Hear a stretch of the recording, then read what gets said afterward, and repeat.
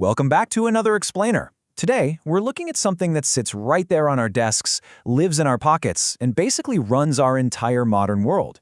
Yet, for a lot of us, it still feels completely mysterious. The computer. Okay, let's dive into this. Our goal today is to demystify the fundamental mechanics of computing using a really fascinating framework from our source material called the Magic Box. By the end of this explainer, I promise, you're going to see your devices in a completely new, genuinely empowering light. So ask yourself this, is a computer really an independent brain?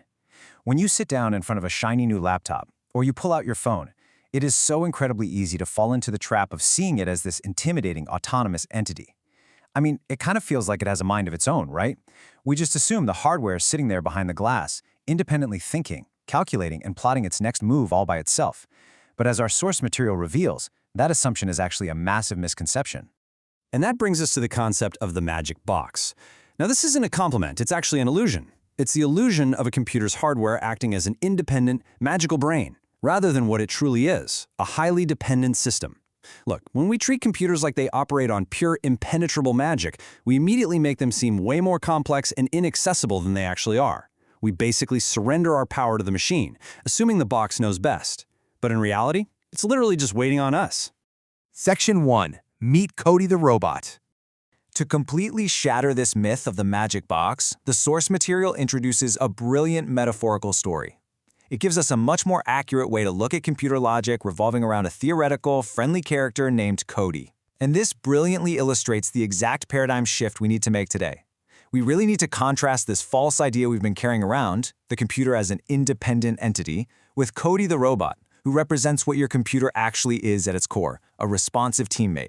Think about that difference for a second. A teammate isn't someone who ignores you and goes rogue.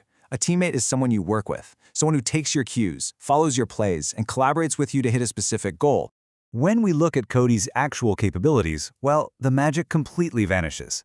Cody doesn't know how to do anything unprompted. He relies entirely on our rules, and he's simply waiting for our lead. Picture this in your head for a second. Cody the Robot is just standing there in the middle of the room, completely still, like a high-tech statue. He will literally stand there until the end of time unless a human finally steps up, taps him on the shoulder, and tells him exactly what to do. It's almost comical how helpless this so-called magic brain is on its own. Section 2. The Input-Process-Output Model. Let's move to and see how this builds out the computer's literal mind map. So mapping out Cody's brain lets us see the core mechanics of how this robotic teammate actually functions in the real world. The entire foundation of a computer's operation basically boils down to 3 simple chronological steps: input, process, and output. That is it, the whole shebang. This 3-step flow, the IPO model, is the absolute secret to all internal processing. No matter how wildly advanced the software is, or how lightning fast the hardware might be, everything the computer does operates firmly inside this exact chronological sequence. Now, what's really interesting about this slide is how it directly connects our human actions to the computer's useful reactions. On one side, we have how we talk to the box, the input. This is our physical mouse, our keyboard, or even our voice commands. And then on the other side is how the box talks back, the output. This translates into the bright visuals on your screen, the sound coming from your speakers, or a physical digital action. We are initiating the conversation, and the computer is simply generating the resulting output.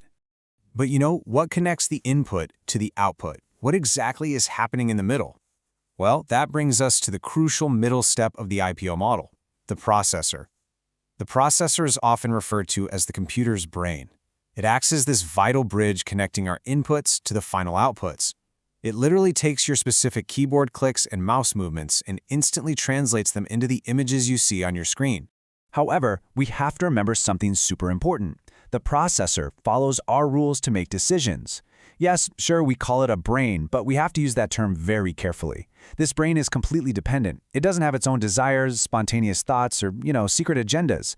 It strictly relies on the architectural rules and instructions provided by us to function.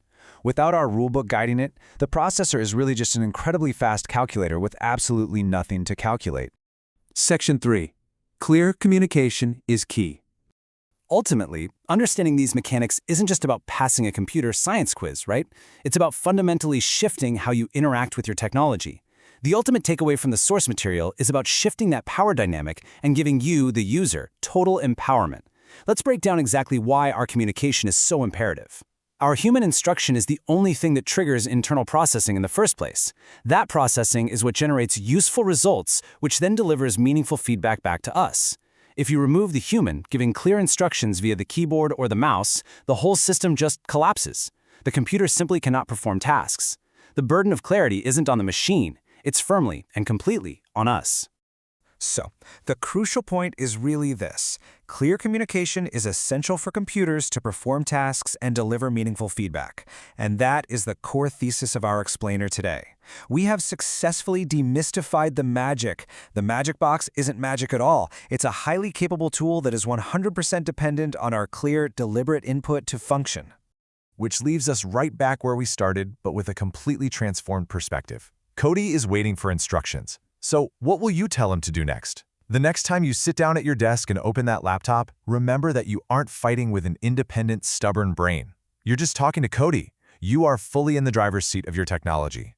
So with all that incredible processing power right there at your fingertips, what amazing things are you going to instruct your teammate to build today?